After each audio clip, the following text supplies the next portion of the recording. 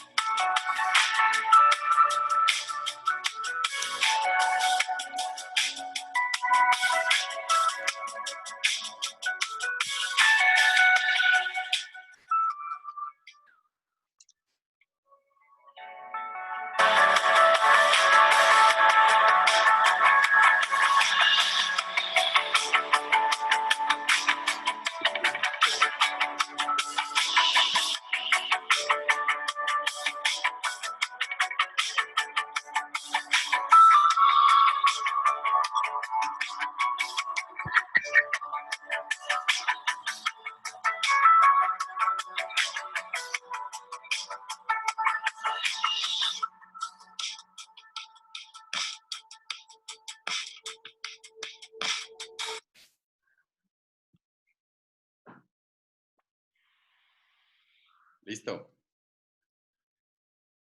Ok. Ya está con nosotros Patricio Ortega, es el representante de la Casa Comercial. Si Sí, aquí escuchas estoy. ahí, Pato, puedes activar el ¿Me video escuchas? para que nos des la bienvenida y el saludo para empezar ya de una vez con las charlas. ¿Me escuchas? Se te escucha. No se te ve, pero se te escucha. Ah, perfecto. ¿Cómo están? Muy buenas noches. Gracias, Gabriel, por la invitación. Como digo, siempre para nosotros es un placer esta noche, obviamente, participar con este webinar para ustedes. Va a ser muy beneficioso para todos ustedes como médicos. Agradecemos a ti, Gabriel, por la apertura que nos has dado. Igual al doctor, también que nos está acompañando. Gracias.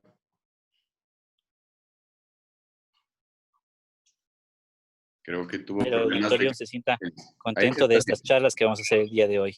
Así que, Gabriel, bienvenido. El doctor Badía también bienvenido. Gracias. Listo, gracias. Un abrazo. Gracias.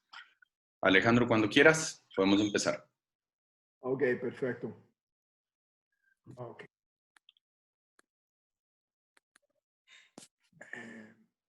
Ok.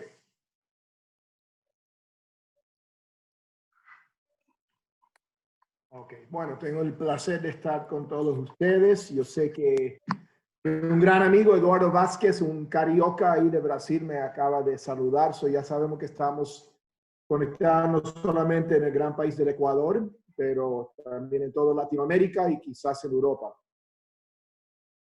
Voy a tocar el tema de artroplastía, de prótesis para la risartrosis. Sabemos que es un tema poco tocado, francamente. Lo vemos mucho más en Europa, particularmente en Francia, con colegas y amigos en España. Y en Latinoamérica está comenzando, y te digo que nosotros, los gringos, estamos un poco atrasados en esto. Voy a ser bien franco. Seguimos con el famoso LRTI, la resección del trapecio. Y yo pienso, ¿por qué una prótesis para la trapecia metacarpiana? Y mi respuesta es ¿por qué no? Si al final va a dar un alivio total del dolor, va a permitir el movimiento precoz, aunque las indicaciones son bastante exigentes. Aquí vemos una estadía 3 con un poco de subluxación mínimo, pero con una prótesis así como vemos, es preferible que hacer una resección. ¿Y por qué? Bueno, queremos mantener el trapecio. Esto debía ser el reto, no quemar puentes, porque ya cuando has hecho una resección del trapecio, no tienes opciones. Si ese paciente no le va bien, ¿qué le vas a hacer? Y siempre eso es lo que yo he dicho. Y estoy más que 20 años en esta misión, porque siguen muchos colegas haciendo resección de trapecio y realmente es necesario. Es necesario. Al final, todos los pacientes los vamos a tratar con tratamiento conservador, que sea férula, infiltraciones. Y hoy en día estoy evitando el corticoide, porque ya sabemos que destruye el cartílago. Estoy haciendo inyecciones de lo que se llama protease inhibitor, que son plaquetas, pero pasadas por un filtro, donde vamos a poder bloquear el proceso de inflamación. Pero al final, si el paciente no tiene la articulación así, y mucho más avanzado, no va a funcionar. Y el paciente va a buscar otra solución. Si nosotros no le podemos ofrecer una solución, el paciente va a buscar que sea acupuntura, imanes, tonterías así, y hasta nadar con delfines. Ya sabemos que los delfines tienen una propiedad mágica. Y yo estoy estando cerca de los Cayos, bien cerca. Es locura lo que hacen los pacientes, porque si nosotros los especialistas en mano no le damos opción, van a buscar una alternativa. Eso, al final esto es dirigido al paciente. Estamos en una época, que sea con el COVID, o que sea, los pacientes están mucho más actualizados, mucho más informados. Nosotros tenemos que estar dirigiendo esa educación a nuestros pacientes. Y hay muchas opciones quirúrgicas. Vamos a asumir que todo lo que sea la férula, sea terapia, que sea varias modalidades y han fallado. Podemos hacer una resección de trapecio, podemos hacer una osteotomía en pacientes de primera etapa, lo recomiendo, puede ser una artrodesis o puede ser un reemplazamiento. Y de ese es el tema que vamos a tocar. Y artroscopía, todos que me conocen saben que estoy proponente de eso hace mucho tiempo, pero la prótesis tiene mucho lugar. Y lamentablemente aquí en Estados Unidos no tenemos la malla. Hay otras también que son prótesis que no son cementados y por razones que no entiendo el FDA no lo aprueba. Y yo pienso que después de COVID, después de esta pandemia, yo pienso que el FDA quizás va a aflojar las cosas un poco. Ojalá. Porque al final, cuando uno hace una resección de trapecio, aquí vemos que no hay un espacio. Y este paciente, irónicamente, esposa de reumatólogo, que vino a verme, pero ese día el consultorio era una locura y, no sé, esperó un par de horas hace mucho tiempo de esto y se operó con un colega, un buen cirujano de mano, pero él le hizo lo típico. Entonces ella viene a verme al año, doctor, me duele el pulgar. Digo, bueno, yo te había ofrecido una artroscopía, pero ahora le hicieron una resección total del trapecio. ¿Y qué soluciones tenemos? Podemos hablar del tightrope, podemos hablar de varias cosas, pero al final este es un paciente difícil. ¿Y por qué no evitar eso? Porque en la cadera ya no lo hacemos. No hacemos resección hoy en día de la cabeza del fémur. No lo hacemos en el hombro, muy poco. Y hasta hoy en día tratamos de evitar esto. Gracias a Louis Schecker y tantos amigos y colegas brillantes, tratamos de evitar hasta resección de la cúpula radial. Ahora, yo he hablado muchísimo de artroscopía y sigo pensando que esto es una buena opción para el paciente con menos exigencia, menos demanda. Y ahí tengo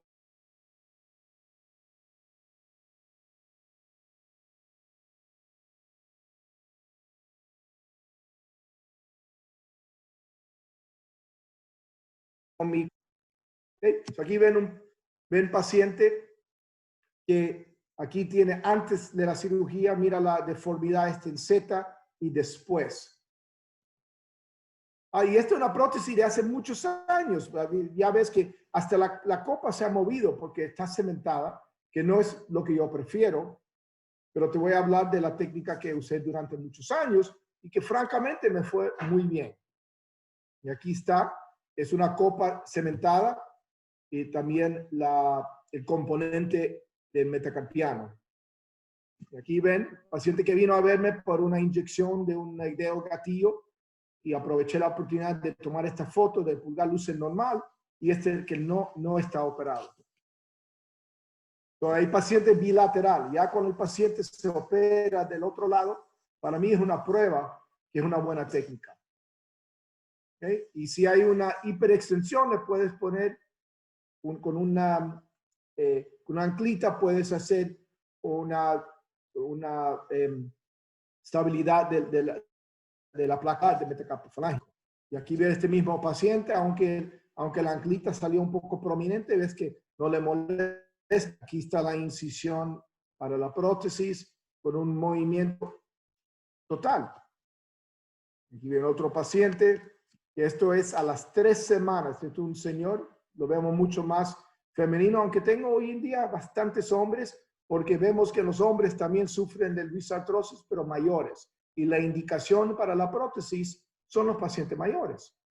Y aquí a las 3 semanas, no solamente que lo vi, pero le di de alta. Quiere decir que este paciente necesita más terapia de mano. Problema para nuestros colegas de terapistas de mano, porque al final no tienen que hacer la terapia que vemos para una resección total del trapecio. Y esto era una primera vez que usé este tipo de prótesis en un cadáver. Esto lo hice en mi consultorio. Traían un cadáver. Esto no era en el Mark Institute. Y aquí está la prótesis. Y la semana pasada hice lo mismo. Aquí ven una indicación con un espolón mayor del trapecio en la parte profunda. A estos pacientes no le va bien con artroscopía porque esto es un espolón muy grande. Paciente un poco mayor. Yo prefiero ir directamente a algo así. Aquí estamos viendo, esto es lo que yo usé durante los 15 años. Voy a poner un video en breve para demostrar esto, avanzarlo un poquito.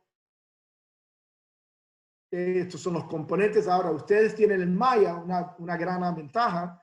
No lo tenemos aquí en este país porque el FDA no lo ha aprobado. Pero yo espero que el futuro sí va a pasar. ¿Okay? Yo he hablado con el grupo Lepin, pero es que no hay. Entonces, por mucho tiempo la banca lo tenía, entonces lo compró SBI, Small Bone Innovation, que ahora lo compró Stryker. Estamos hablando de 3 generaciones de empresas que tienen esta prótesis, que hoy en día creo que ni está disponible, porque yo en algún punto me dijeron que yo era uno de los pocos que lo hacían, porque es que en la cultura americana todavía entre mis colegas no usan la prótesis, por razones que para mí no están claras. Aquí lo importante es crear ese espacio en el trapecio Pero la diferencia aquí es que esto tiene que ser cementado, porque el FDA no lo aprueba para la indicación no cementado. Okay, so aquí ven el espacio en el trapecio, aquí ves el cemento, y la copa,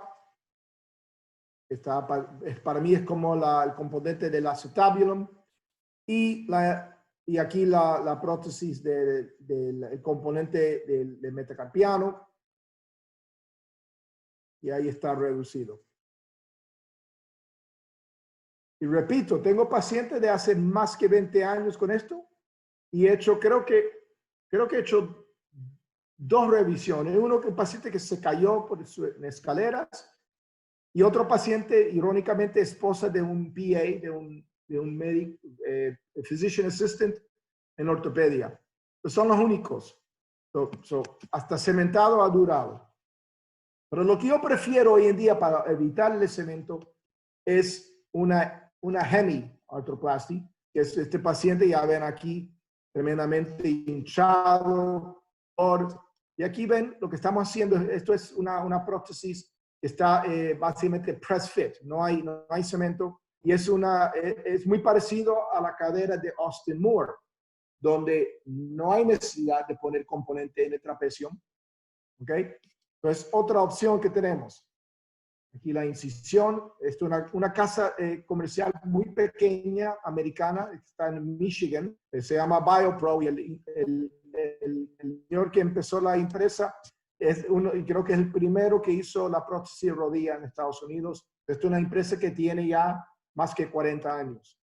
Este paciente muy, muy feliz. Estás al mes. Aquí ven en la fluoroscopía, y aquí quiero enseñar esto porque es importante que nosotros los colegas entendemos que los pacientes hoy en día se hablan entre ellos. Hace 10 años esto no se veía.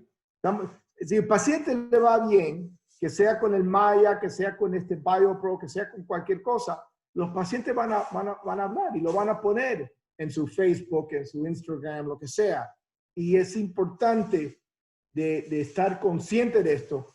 Y así es como podemos difundirlo. Por supuesto, estamos desarrollando una página web ahora que va a ser, creo que va a ser thumbarthritis.com, artritisdelpulgar.com. Vamos a hacer una versión también en español, quizás en portugués. Pero esto es muy importante porque los pacientes hoy en día se están educando.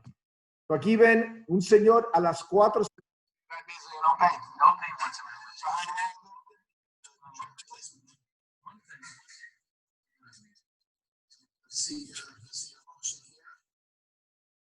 Movimiento natural.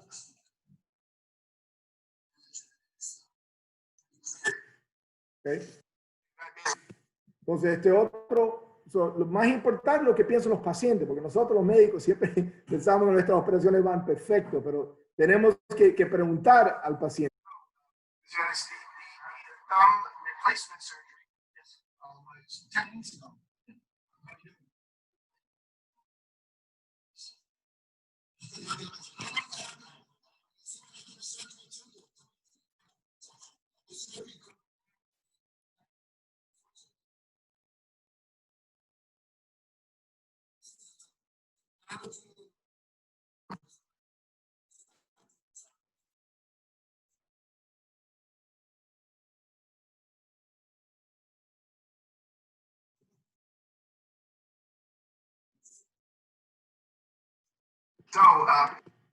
Entonces, claro, para esto, sabemos que no, los que lo hacemos, sabemos que no es una operación difícil.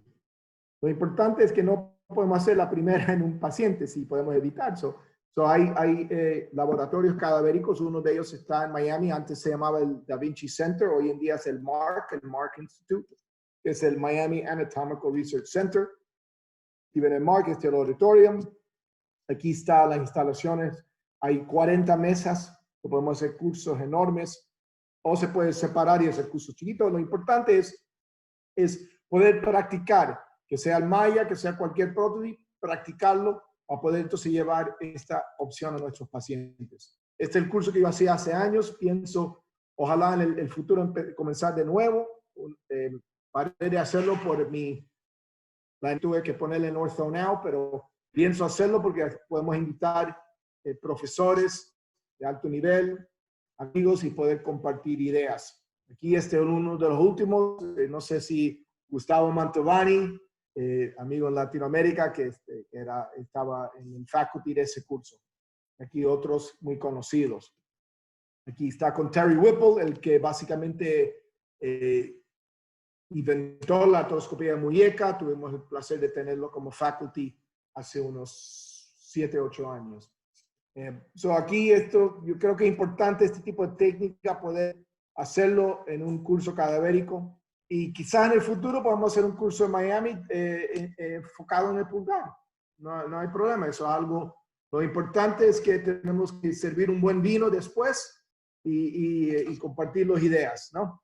Aquí también yo aprendo mucho de cuando viajo, visito a los médicos, visito en sus instalaciones. Aquí tenemos colegas de Nick Goddard de Londres. Aquí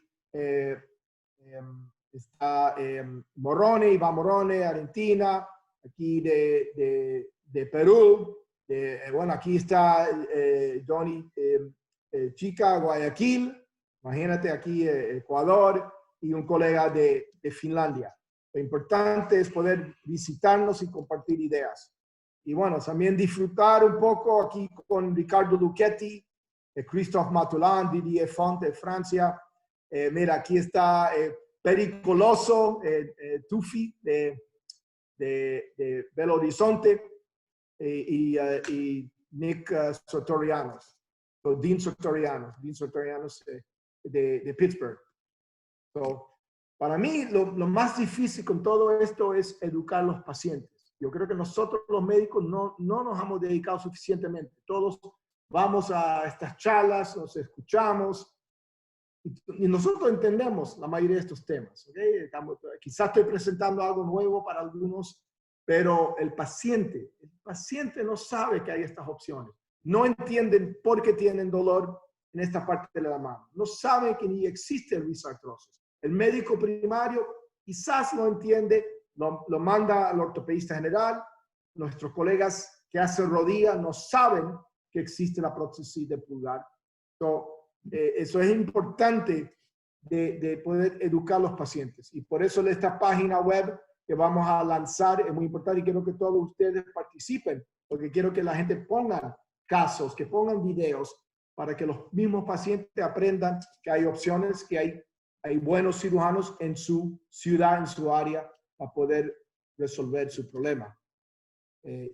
Bueno, muchos de ustedes saben que yo hace unos 10 años empecé con un proyecto de traer estos problemas de la ortopedia y llevarlo al público por vía de Ortho Now, que es un centro donde el paciente puede llegar sin cita y entonces se dirigen. Si tiene un problema de rodilla, lo dirigen al colega rodilla.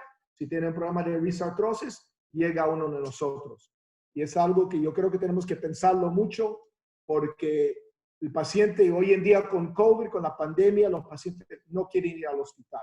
No tiene sentido. Cada comunidad debería tener, no tiene que ser Ortho Now, obviamente, pero tiene que ser un centro donde el paciente puede llegar sin cita y ver a alguien que sabe de esto. Y bueno, aquí con un programa de artritis.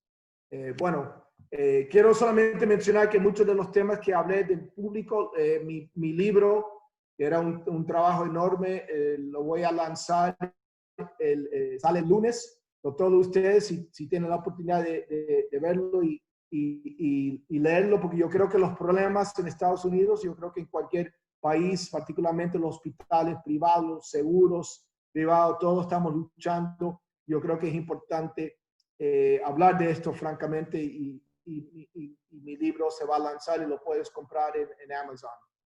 Espero que puedan apoyar el proyecto. Y aquí también lo puedes pedir en mi página web. ¿Okay? Bueno, quiero darles las gracias y espero poder responder a preguntas y como dirige mi colega Gabriel. Muchas gracias.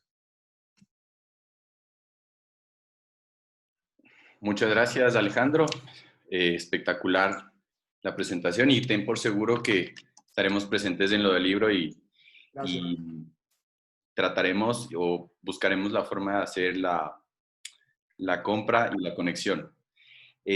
Comentarte que aquí en Ecuador, específicamente en Quito, el Centro de Especialidades Ortopédicas hace algo parecido a lo que es OrtoNow, que es un grupo de traumatólogos subespecialistas que nos dedicamos cada quien a su subespecialidad y al paciente va a una consulta y se lo dirige específicamente al subespecialista que lo necesita.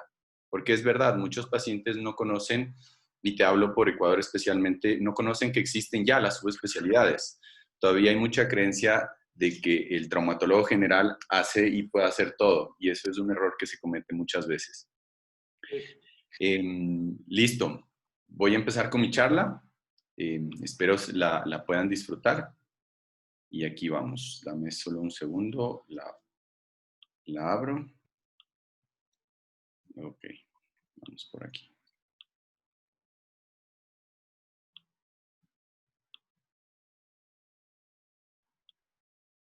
Listo. Bueno, esta es la charla de la que voy a hablar hoy. Nuevamente agradecer a Alejandro por la presencia. Es un tema muy poco hablado, que se topa muy poco en los congresos, que son las artroplastias de las pequeñas articulaciones. Como parte de Cumano, estamos haciendo muchas charlas científicas para fortalecer los lazos de amistad con los cirujanos de todo el mundo y a través de estos espacios científicos, que ahora por la nueva realidad son virtuales, los estamos haciendo. Listo, continuamos. La artroplastia interfalángica proximal es de lo que les voy a hablar. Yo soy miembro fundador del Ecumano, en este momento tesorero encargado. Soy cirujano del Centro de Especialidades Ortopédicas acá en Quito. Mi práctica privada la hago en el Hospital Metropolitano y la práctica pública en el Hospital Eugenio Espejo. Como sabemos, el diagnóstico de la artrosis y artritis interfalángica proximal y distales ya tiene mucho tiempo. William Heberden la mencionó en 1802 y en su publicación póstuma fue en la que se identificó que él hablaba de esta articulación. En el 84, Bouchard profundizó en lo que Heberden ya hizo hace 80 años atrás, y ahora a estas dos articulaciones se las conoce como epónimos cuando están enfermas, y es que los nódulos de Heberden y Bouchard, respectivamente, como fueron mencionados. Fue George Eldrin quien acuñó el tema de osteoartritis inflamatoria. Los factores de riesgo que se presentan para que se desarrollen estas artrosis básicamente son la edad avanzada. En las mujeres se presenta mucho más la artrosis. Las lesiones articulares antiguas o desalineaciones del eje son las que provocan esto. Ciertas actividades o trabajos puntuales pueden provocar un mayor factor de riesgo para esto. Obviamente ciertos componentes genéticos y deformidades adquiridas ya sean por malformaciones o cartílagos defectuosos. Y por supuesto las enfermedades metabólicas, en especial la artritis reumatoide. Gabriel. Las causas básicas. Gabriel, un momento.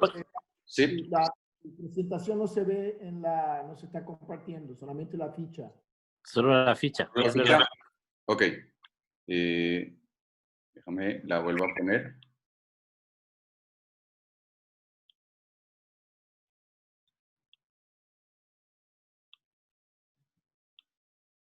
¿Ahí? ¿Se ve? Todavía no.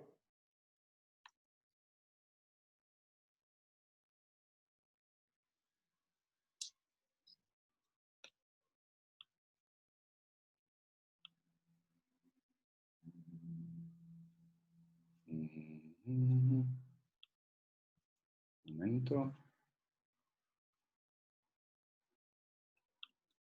No sé qué está pasando. Veamos si ahí. Quizás está viendo otra pantalla, otra... Ok, ya. Ahí. ¿Ok? ¿La etiología? Sí. Ok. Esta patología, como les decía, tiene dos etiologías. La una es la osteoartritis y la otra es la patología inflamatoria. Se desconoce por qué la osteoartritis y la inflamatoria pues es una enfermedad base como la artritis reumatoide que causan estos problemas. El diagnóstico es obvio y tiene una forma sencilla de realizarlo por el daño articular. Lo más importante es identificar la causa del por qué, ya sean fracturas, artritis reumatoide, secuelas de lesiones ligamentarias y también otros modificantes y acompañantes como la rigidez y deformidades, como el dedo en cuello de cisne o botonera, y la competencia de los ligamentos. ¿Esto con qué fin? Con el fin de proponer adecuadamente el tratamiento que se vaya a hacer después. ¿Y cuál es esto?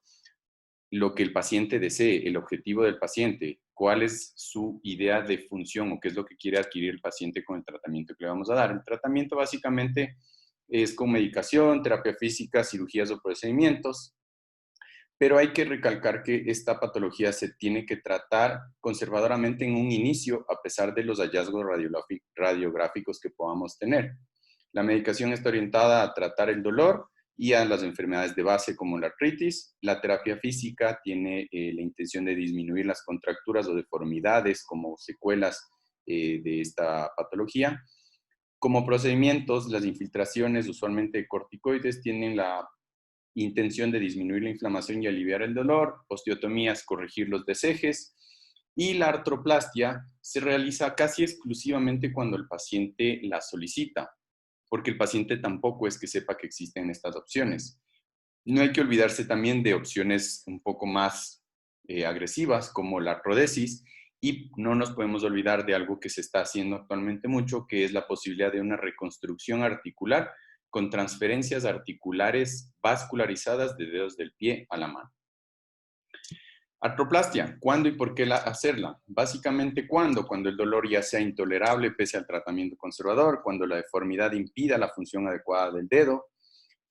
Cuando hay contracturas es un punto delicado porque hay que valorar si es corregible o no, si existe función de los tendones, qué estogocio tenemos, qué cobertura de tejidos blandos. Cuando hay inestabilidad, dependiendo del tipo de prótesis que se vaya a colocar. En las prótesis modulares o de silicona, a veces es muy importante, aunque no exclusivamente, la competencia de estas estructuras. ¿Qué hay que considerar? Hay que considerar en el examen físico la rigidez y contractura porque puede dificultar la terapia postquirúrgica y dar poca mejoría y pobres resultados funcionales finales. Las deformidades, como el cuello de cisne o botonera, no tienen buenos resultados en prótesis modulares, a diferencia en este caso puntual de la prótesis en bisagra, de las que les voy a hablar luego. La competencia de los ligamentos colaterales y placa volar en las prótesis modulares nuevamente es importante su valoración y competencia y el estado del aparato flexor y extensor, porque la presencia y función y recorrido de los tendones son importantes para una adecuada función y éxito de las prótesis. Los antecedentes de infección activa o historiales usualmente son contraindicaciones relativas para hacer este procedimiento. Existen tipos de implantes como los de silicona que se usaron o se siguen usando mucho y más se usan actualmente para patologías inflamatorias como artritis reumatoide. Las prótesis tipo modulares y las prótesis tipo bisagra. Las modulares pueden ser componentes metal-metal, metal-polietileno, cementadas o no. Aquí en Ecuador no tenemos experiencia con este tipo de modelos porque no las tenemos disponibles, pero sí tenemos las prótesis tipo bisagra, que son de fabricación francesa por 3DS Ortho y que las distribuye Ormedic aquí en Ecuador. Las indicaciones usualmente son indicaciones generales para las prótesis, por lo que se toman en cuenta para más prótesis modulares. Los dedos centrales son los que van mejor con las prótesis por el tamaño de los componentes y que no son sometidos a pinza o barvalgo, que son cargas fuertes a las que se someten la pinza. Los pacientes de baja demanda funcional son los que más satisfechos quedan y a los que básicamente se les indica estos procedimientos. Contraindicaciones. La deformidad es importante en deformidades angulares, es importante en las de bisagra, ya que las diáfisis son donde van los tornillos de estas prótesis, pero si la deformidad es en los cóndilos podrían ser una solución. Obviamente una infección es una contraindicación, que hay un déficit de cobertura porque no están tan indicadas, pero se podría solucionar con colgajos o hacer lo que decía las transferencias articulares vascularizadas. Los déficits funcionales si el mecanismo de flexoextensión está alterado, pues no es una buena idea. Y cuando hay inestabilidad, si es que se considera colocar una prótesis modular. La mala calidad ósea es importante en la osteointegración de los componentes. Y si no somos precavidos y si nos percatamos, vemos que varias de las indicaciones que les mostré se suprimen cuando se piensa usar una prótesis de bisagra. Se utilizan básicamente tres tipos de abordajes: el abordaje volar, y el abordaje dorsal y el lateral. El abordaje dorsal es conocido como el de shotgun o escopeta. Los detalles importantes o los contras son que se debe abrir la vaina flexora y la placa volar. Tiene como riesgo una lesión neurovascular. Y su pro es que preserva el mecanismo extensor. El abordaje dorsal es mi preferido y el que lo hago. Y es el que está indicado además con las prótesis que colocamos. Los detalles importantes o su contra es que tiene que hacerse una apertura del aparato extensor, que es un factor de riesgo para la función extensora del dedo. Se lo puede hacer por un abordaje longitudinal o chamay, y su pro es que preserva la placa volar y la vaina de los flexores. ¿Cuál escoger? Dorsal o volar. Snyder, Lin, Linshai, Johnston y varios han hecho trabajos reportando sus preferencias o su uso del abordaje, pero básicamente no existe una diferencia real y cuál es el mejor. Y aquí se ve que las tendencias cambian y el gusto por dónde abordarlas básicamente depende del cirujano. Las prótesis de silicona son las más usadas, son bloques de silicona, son escasas y difíciles de conseguir, especialmente aquí en el país. Es una artroplastia de resección.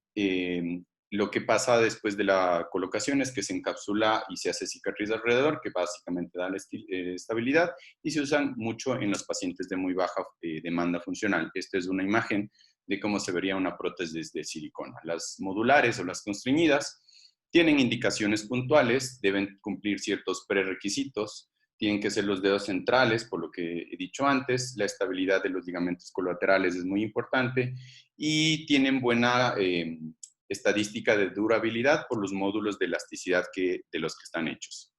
Una imagen de cómo se ven las prótesis, aquí se ven dos tipos de modelos de estas.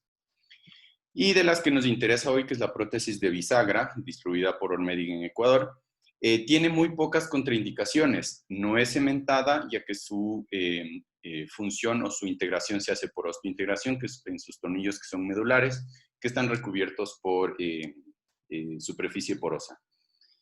Esta prótesis puede solucionar problemas de deformidades angulares mayores en los cóndilos o en las bases de las falanges. Son prótesis, como les dije, no cementadas, son útiles en deformidades de botonera o cuello de cisne, porque el aparato flexor y extensor se corrigen al haber la estabilidad tipo bisagra. Los contras de esta prótesis es que sacrifica mucho hueso, que los tamaños a los que tenemos de disponibilidad son muy grandes, lo que dificulta colocarlas en el dedo meñique, por ejemplo, pero se pueden colocar satisfactoriamente en el dedo anular y las hemos puesto en el dedo medio, y se podrían colocar también en el índice porque se puede suprimir el efecto del barbargo al que se pueden presentar las otras. Este es un caso nuestro que les voy a mostrar en un momento. Aquí tenemos la información bibliográfica de las prótesis modulares. Bravo y Beckenbaum en el 2007 presentaron un trabajo de 50 prótesis modulares de 27 meses de seguimiento por abordaje dorsal con el 80% de satisfacción, 47 grados de arco de movilidad y solamente 8 revisiones. Maguire y Solomon pusieron 2 publicaciones, una en el 2012 y otra en el 2018. En el 2012 hacían abordaje dorsal con prótesis no cementada y tuvieron una mejoría de 30 grados en la movilidad. En el 2008 presentaron un trabajo igualmente por abordaje dorsal, pero empezaron a utilizar cementadas y vieron que había mejoría del arco de flexión comparativamente con el trabajo anterior. Y concluyen ellos que la cementada sería mejor en este caso. Este es otro trabajo de Gulke que indica el fabricante un abordaje lateral, es el único que he encontrado de abordaje lateral, y con una movilidad adecuada de 50 grados y 7 años de seguimiento bajó a 30 grados. Pero mencionan que todos los pacientes estuvieron satisfechos. La evidencia de la prótesis IPP2 de Orthonow, 38 prótesis de bisagra colocadas con seguimiento de 4 años, publicada en el 2006, por un abordaje dorsal, un arco de movilidad mayor a 60 grados y solamente con 3 revisiones. Los casos clínicos que les podría mostrar, esta es una paciente mujer de 71 años con una artrosis severa y una desalineación del dedo medio. Ahí tienen las imágenes clínicas, cómo se ve la deformidad, el aumento del volumen articular, el deseje que tiene la paciente. Estos son los arcos de movilidad que tiene pasivamente, no los hace activo por el dolor y la limitación funcional. El abordaje dorsal que utilizamos, tipo longitudinal, y la exposición en donde se ven la artrosis a la que está sometida. Esta es una imagen de cómo se realiza el corte. Aquí se puede ver lo grande que se sacrifica la porción ósea. Lo aceptamos este sacrificio del hueso por la estabilidad o las ventajas que nos da al ser una prótesis tipo bisagra. Se ve un gran osteofito que se encontraba en la parte volar y ahí se ven los orificios que ya están fabricados para la colocación de los tornillos. Aquí estamos introduciendo el tornillo, que es un tornillo endomedular, y luego se hace el acople del sistema tipo bisagra, que es muy fácil de hacerlo. Y una vez realizado, la paciente al siguiente día puede empezar con la terapia física. Nótese que la paciente no necesita inmovilización y utilizamos este vendaje que se llama decobano semicompresivo para manejar el edema y el dolor. Otro caso, igualmente un paciente masculino de 71 años con una deformidad muy severa en su dedo medio. Este paciente era basquetbolista en su adolescencia. Igualmente utilizamos un abordaje dorsal. Se ven los osteofitos y la gran deformidad articular. Y aquí ya colocados los 2 tornillos que son los que recibirán la prótesis. Hacemos la prueba transquirúrgica de la alineación del efecto tenodesis. Ahora estas cirugías las estamos realizando con técnica Walland, que nos permite al paciente ver cómo está la función de su dedo inmediatamente postquirúrgica. Las radiografías de cómo queda la prótesis y cómo el paciente empieza su fisioterapia inmediatamente a los 10 días de retirar los puntos. Y un año después, el paciente volvió realmente por otra patología y está tan satisfecho con su dedo que ya está pensando hacerse en los otros dedos que los ve.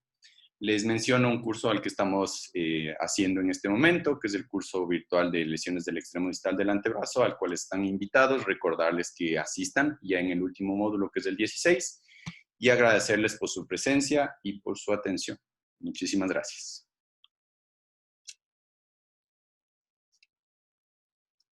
Gracias. Yo, Gabriel, que te quiero felicitar porque siempre he tenido preocupaciones de ese concepto de bisagra, porque pensamos del concepto de loosening, de aflojamiento, porque está transmitiendo mucho estrés a esos huesos tan pequeños, pero uno no puede discutir con ese resultado. El único problema es cuando hace una resección mayor. Definitivamente. Porque inevitablemente hay pacientes que va a fallar. Y entonces ahí mismo es el problema que tienes que hacer probablemente un artrodermo, pero hay que poner un injerto. Y no sé si tienes experiencia en eso, o por ahora quizás no, pero quizás en el futuro. No, las prótesis que tenemos colocadas, la más antigua llevará por ahí unos 3 o 4 años. No hemos tenido aflojamientos. Lo que la estadística reporta o los trabajos que han publicado de este tipo de prótesis es que se ve una resorción de la parte ósea en la parte distal del tornillo, muy cerca de la bisagra, pero la osteointegración que tienen con los tornillos centrales es muy buena y realmente no ha habido aflojamiento.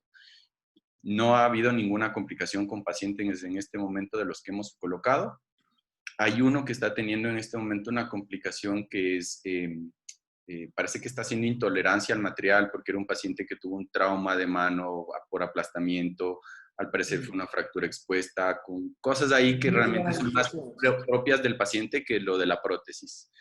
Pero no, la experiencia que tenemos con la prótesis es muy buena, nos ha ido muy bien, estamos muy contentos. Incluso lo que les decía, puede colocarse en el dedo índice, que es una de las contraindicaciones usualmente de las prótesis modulares. Y eso. Bueno, te felicito. Lamento no poder tener acceso a esta prótesis, pero... Sería bueno.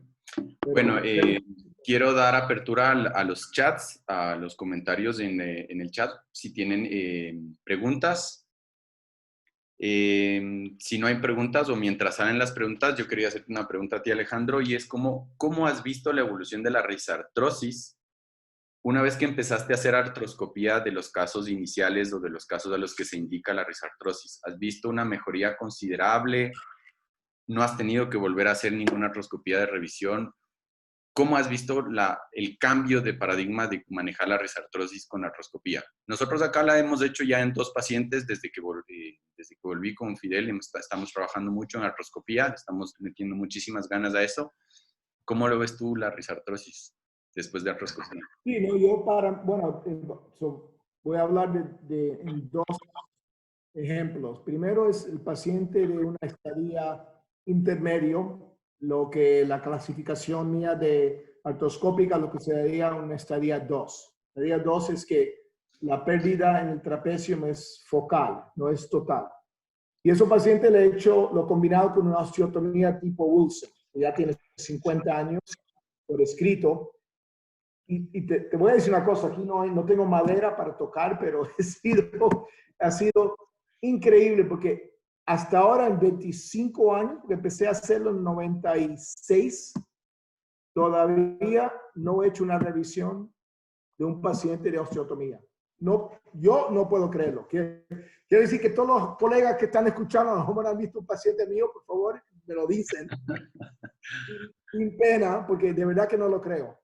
Creo que en hacer la artroscopía, en hacer el manejo de la cápsula y entonces cambiar el punto de contacto, lo que hace la osteotomía, lo que yo llamo la centralización del piano en el trapecio, por razón que no entiendo por qué. Y se mantiene. Quiere decir que no he tenido que hacer revisión. No sé, parece que es como frena el proceso de osteoartritis. Entonces, ahora, estaría más avanzado, mucho más común. Estos pacientes antes le ponía un Ortelan, razones de nuestros amigos los abogados, eso ya no existe. Entonces, yo todavía sigo buscando algo para poner de interposición, pero hoy en día no hago como Roy Mills, el tipo de hematomoplasty, donde hago una resección un poquito más amplia. Mis colegas argentinos que tomaron la técnica después de visitarme lo hacen mucho más amplio, mucho más agresivo y me dice que les va muy bien. Sí tengo, diría 4 en 20 años, más que 20 años, 4 revisiones donde he hecho una resección del trapecio. Pero la diferencia de la prótesis, que la prótesis es mucho más rápido. Cuando hacen una artroscopía y una resección parcial del trapecio, esos pacientes yo los pongo en un yeso 4 o 5 semanas. Porque yo quiero que se forma una fibrosis, una pseudoarticulación. Entonces, esos pacientes hay que tener un poquito más de paciencia. Eso es lo que hago. Pero lo bueno de la prótesis para el paciente un poco mayor es una mejoría, un resultado mucho más rápido. Y para mí eso es una ventaja. Entonces, por eso uno tiene que decir qué necesidad tiene el paciente. Si el paciente es mayor, pero le gusta escalar montañas, entonces quizás no es candidato para la prótesis. Entonces, uno tiene que tomar la decisión y saber que hay diferentes opciones. Y solamente eso. Ok. Sí, definitivamente son cosas que suceden. Las osteotomías en los grados iniciales, como dices, realinean la articulación y se detiene toda la velocidad de progresión. Y en los estadios un poquito más avanzados, no los severos, la artroscopía se está viendo que está ayudando increíblemente a la evolución de estos pacientes. Y eso es lo que estamos indicando ahora, en los estadios 2, casi 3, empezar por artroscopía antes de lanzarse a hacer la resección del trapecio. Ahora, lo que hacemos usualmente acá es procurar poner la prótesis a pacientes a los que están considerados o a los pacientes con mucha demanda funcional, si usualmente hacemos la LRTI. Acá tenemos una pregunta, va orientada a lo de risartrosis y es, ¿cuál estudio radiográfico específico hacer al paciente para preparar la cirugía? Para mí los estudios no tienen que ser tan precisos. Tengo la oportunidad de tener una fluoroscopía en mi consultorio. Entonces eso me cambia mucho porque ahí puedo ver el paciente en grados, ¿entiendes? Entonces ahí, porque te digo la verdad, cuando uno hace la vista de Roberts, se llama la vista Robert. yo lo puedo hacer con el fluoroscopio precisamente para encontrar. Hoy mismo vi un paciente que tenía un osteofito en el trapecio, en la parte profunda, que no se veía en otras vistas. En una vista particular, ahí mismo vi el osteofito. Entonces ahí cambia todo. Cambia todo. Va a cambiar lo que vas a hacer. Importante tener, si no tienes el beneficio de fluoroscopía, que muchos no tenemos, solamente tomar varias vistas.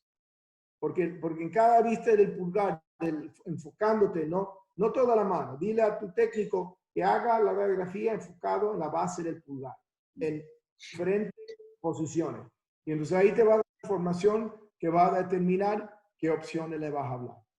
Sí, definitivamente. La proyección de Roberts o varias proyecciones enfocadas al trapecio creo que es lo ideal. Sí, si es que no se tiene la ventaja de un fluoroscopio directo en el consultorio. Mauricio Leite pregunta si utilizamos infiltración de ácido hialurónico. Asumo que será para eritrosis porque en la interferencia como que extremadamente difícil colocarla. Yo no. Yo tampoco. Hay un buen papel por Melvin Wasser, que está en Colombia, en Nueva York, Columbia University, y los resultados no me convencen. Lo que sí estoy viendo, lo mencioné al principio, es plaquetas, pero entonces lo paso por un filtro, donde lo que te da es mucho más concentrado. Lo que puedes poner aquí es un cc, un milímetro. Entonces, eso tiene que ser muy concentrado. Y en la poca experiencia que tengo, no son muchos casos, sí he visto mejoría. Y quizás lo que hace es comprar tiempo. Pero en términos de ácido hialurónico, no sé, yo hice investigación en esto hace 30 años. En conejos, que le hicimos una meniscectomía, en laminectomías de conejos, y hasta en ese tiempo los resultados no me convencieron. Aquí hay una pregunta, asumo que es para mí, que ¿en qué tiempo inicia el paciente rehabilitación después de utilizar prótesis de silicona? Pues sí, hay que protegerlas un tiempo corto para que haya un poco de cicatriz, pero no mucho, porque también la cicatriz en los dedos es muy grande y puede tardar o puede complicar la movilidad del paciente. Yo diría que 2 semanas metido en una inmovilización es mucho tiempo. Tal vez yo le daría máximo 1 semana, 3 o 5 días como mucho, pero la terapia física hay que iniciarla pronto definitivamente. Entonces, Gabriel, porque me encanta la idea, nunca se me ocurrió las cosas, porque a mí me encantan las cosas simples. Y me encantó tu idea de poner el dedo en el Coban, porque da mucho apoyo, movimiento, ayuda al edema. Y te digo una cosa, que ahora mismo valía la pena el precio de la inscripción. Lo encontré fenómeno, porque nunca se me había ocurrido hacer eso. Sí, yo lo uso casi como regla general. De hecho, en el hospital público donde yo trabajo, en la parte pública, no tenemos acceso a eso y realmente yo lo que hago es recolectar todos los pedacitos de Coban que me sobran de la parte privada y darles al paciente, o sea, colocarle al paciente, porque el Coban, al ponerlo desde la punta hacia proximal, disminuye el edema, le permite una movilidad, no completa, pero le permite una movilidad adecuada y el paciente se rehabilita solo y empieza una movilidad espectacular. Todos los 2 pacientes, los casos clínicos que mostré, todos fueron manejados con Coban y la función del dedo, como mostré 5 o 10 días después, es espectacular. No le molesta, no le estorba. No solo lo hago con prótesis, lo hago cuando se hacen reparaciones ligamentarias, tenorragias, todo. A todo le meto prácticamente Coban. Me encanta la idea. Johan Mata pregunta que desuso total de la extirpación del trapecio. Yo diría que no. No es que esté en desuso. No, Alejandro, fue tu charla. No quiero. Bueno, mira, se me olvidó poner un ejemplo, uno de los pocos casos en que hago, si yo veo que el trapecio está así, el trapecio está aplastado y tienes una artrosis avanzada en el escafo trapecial, ahí ese paciente no, al final tiene que hacer una excepción. Pero estamos hablando de estadia 4 de Eaton avanzado. A mí no me importa si el paciente tiene dolor aquí, pero no tiene mucho dolor en el escafo trapecial. Sigo con mi mismo plan. Entonces, si el paciente ves que tienes dolor difuso, pan trapecial, entonces ahí sí tienes que sacar el trapecio. No hay duda que lo hago, pero te digo que mucho menos de lo que hago artroscopía o prótesis. Yo qué te diría, yo cuando estuve en formación hacía e hice muchas resecciones de trapecio y de hecho las hice de dos formas, una con la interposición ligamentaria y otra sin interposición ligamentaria. No está en desuso por completo, de hecho se utiliza mucho, lo que se hace es mucho hacerlas en los estadios avanzados. ¿Y qué es lo que pasa? Creo que la mayoría de los pacientes, al menos que yo veo acá, llegan a estadios muy avanzados y con el trapecio tan destruido y tan pequeñito que sería imposible colocar una prótesis ahí. Entonces, la resección del trapecio no está en desuso, se la puede usar, pero lo que estamos al menos viendo ahora es que al utilizar las osteotomías en grados iniciales, la artroscopía en los grados un poquito más avanzados, ya casi uno no llega a tener trapecios tan deformados o ni siquiera usar la prótesis. Pero cuando ya el trapecio viene muy deformado, la artrosis es tan avanzada, la resección del trapecio e interposición ligamentaria o del tendón que está descrita se hace mucho todavía. Es que regresamos al punto de educar al paciente, educar los médicos primarios. Se ve que hay opciones. El paciente no tiene que sufrir años con esto. Porque si llegan temprano, tenemos otras opciones que son mejores que la resección total de trapecio. Y eso es nosotros, culpa de nosotros los médicos. Nosotros tenemos que estar enseñando a los pacientes, no solamente aprendiendo uno entre nosotros. Los pacientes son los que van a beneficiar de la educación. Así es. Bueno, no tenemos más preguntas. Creo que eso fue todo por esta noche. Y gracias nuevamente, Alejandro. Quiero comprometerte, si es que la vida nos lo permite, en algún curso presencial o formal que hagamos acá en Ecuador, poderte tener como ponente y a las órdenes cualquier cosa que se necesite. Nuevamente, gracias a ti, a Ormedic, por la colaboración y una buena noche y salud. Gracias a todos. Salud. Buenas noches.